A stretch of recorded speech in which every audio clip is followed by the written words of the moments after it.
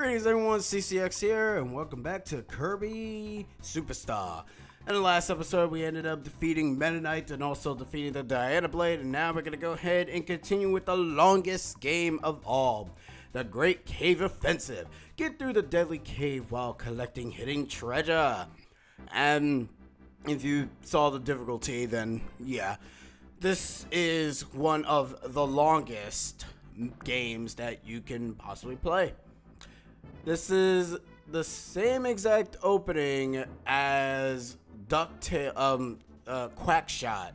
from for the Genesis. The one with what's his name? Ah, crap. Donald. That's exactly what that opening was.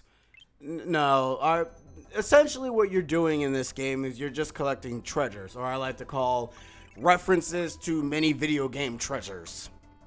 To actually 100% this, you have no choice but to collect all the treasures. But whether I do that or not is really relatively up to you.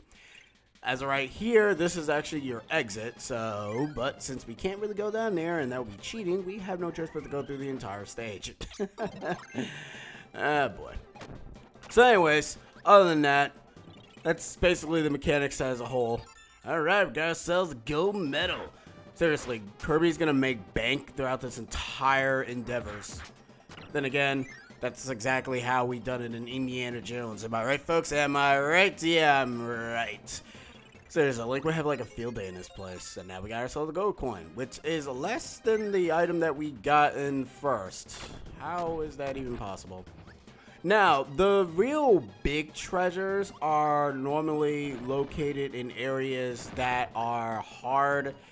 Kind of think of it as the precursor to what you're gonna have to deal with in later Kirby games, where you have to precisely hit certain switches to be able to get certain things. Because if I hit this switch, the lava would have been there, and I wouldn't be able to get it at all. And that's just that just makes me sad, and nobody really likes that. But other than that, it's the same thing. It sports different enemies that you can go ahead and have your enjoyment with, but other than that, it's relatively an easy stage to get through. You just gotta be, you know, super ultra fast though, because if you're not, then well, you're gonna screw yourself like that. So what you want to do is hit this switch, hit that switch, okay, and let's go. Ah, damn it. So you're actually supposed to use feather, which I don't know why I don't have feather here, so I'm actually going to get feather and stop fooling around like an idiot. Let's go ahead and get our partner out. This game could actually be easier and a lot more fun with a second player than it is with just a computer who is literally a rock. Really? And then when I switch to wing, I miss it. Well, then again, now I think about it, I did hit the wrong switch, so let's hit this one and go, go, go. Okay. There we go. Damn it! What the? Oh, thank you. Okay, now I have to forgive my partner because my partner literally helped me with that. Good. Alright, let's go and continue on forward with this wonderfulness. I want to dive down in the water here. Probably find ourselves some treasure. Kirby-san, we need to find more treasures. Don't worry, I already know where all the treasures are located. Some of them, not all of them. This could relatively be like a literal Metroidvania Kirby game. You know, before Amazing Mirror decided to make it into a Metroidvania Kirby game. Lucky Cat, which is a reference from Mystical Ninja for the Super Nintendo. I did not mean to do that. Okay, thank God that this Kirby game does not suffer from... You know, that's one thing I don't like about other Kirby games is that it suffers from when you go through the door, that's it. It's kind of like the Yoshi Island syndrome, where if you go through a particular door, that's it. You're like literally not coming out from anywhere else. And to be honest, I am not a huge fan of that. Alright, so what we want to do here is we want to go ahead and hit this. Let's continue on forward. Avast, me hearties. Oh wait, no, that's pirates. We're treasure hunters. The Siryu sword. Siryu? I don't know, Shenryu. That's not the word. Ah, who cares? What am I gonna do? Now this game I played and I end up literally dropping it completely because I got really, really bored. The Ichigo candy, which is a candy from Japan, and it's good? I don't know, I never had it. If you guys had Japanese candy, then please tell me. Okay, you need to go out of here because I cannot progress if you're like literally in my way. Excuse me, sir, you're in my way. Okay, we need to get Bean because we cannot progress here. But I still want you to go away because you're maybe my partner, but you are going to be in my way, and I can't have you in my way. Alright. So let's see. I have made JRPGs interesting. Ah, the Screwball. I wonder what game that's from. It's from that game with the Samus chick. Sure. That's the game I'm talking about. Why is Samus Screwball in this location? I have no idea. These rooms that glow have save points and a maximum tomato. It's essentially the precursor, and also the, well, yeah, it just says save point. It's also the precursor to, what we like to call the restrooms in those games that you play with King Dedede and Meta Knight in the new Kirby games. I'm pretty sure they're probably in other Kirby games, but as I said before, I've only played a few Kirby games in my life. I've only played Dreamland 1. I didn't play Dreamland. Well, no, I did play Dreamland 2, but that was on the Game Boy. I didn't play the. Actually, no. No. That part can still count. I've played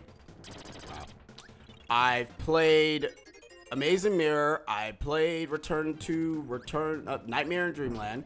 I was about to say Return to Nightmare in Dreamland. I played Amazing Mirror, Canvas Curse, and I think I played some other games. I know I played Robobot, and I played the Triple Deluxe as well, but then again, those were new, so I decided to get them because of, you know, they were new and I needed something for the DS, for the 3DS to actually play.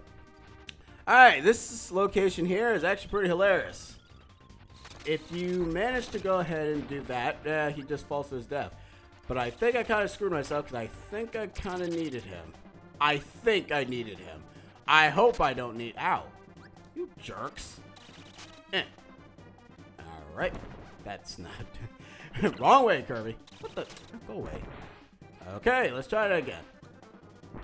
There we go. What do we get this time? The Star Stone. I don't know where that's from. I really don't know where that's from.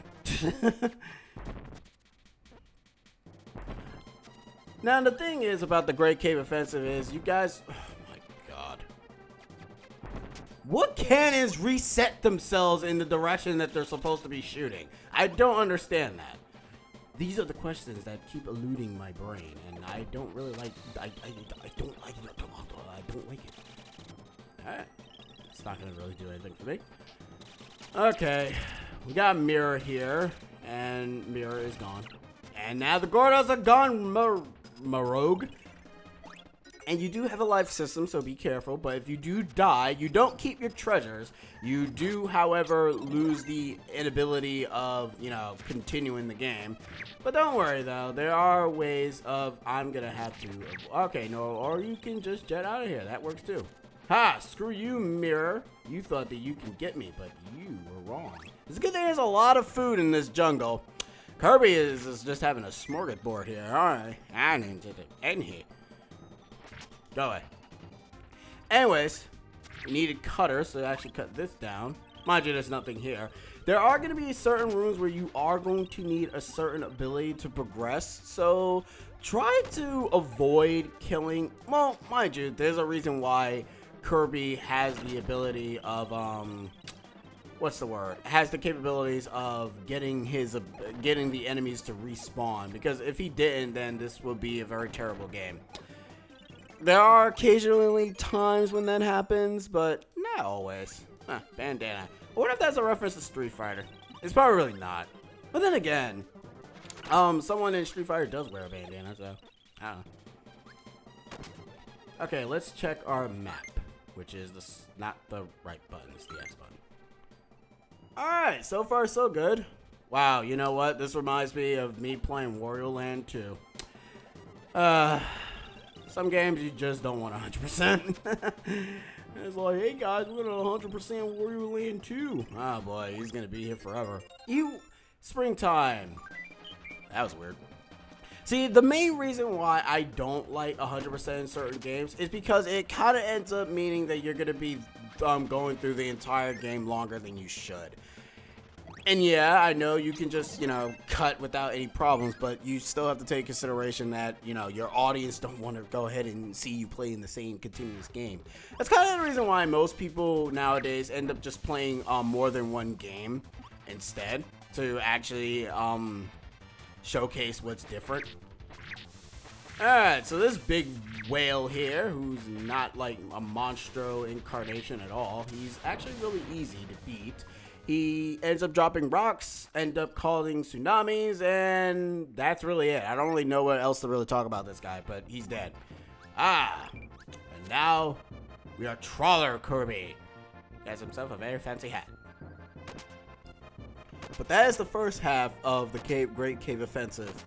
There are still more, so there are no treasures in this location because every time you defeat a boss, you end up having the ability of traversing through the trolley.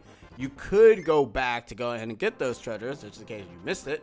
And this here is technically the quote-unquote hub world. I wouldn't really say the hub world, to be honest, because there are areas that you kind of don't have no choice but to go through anyways.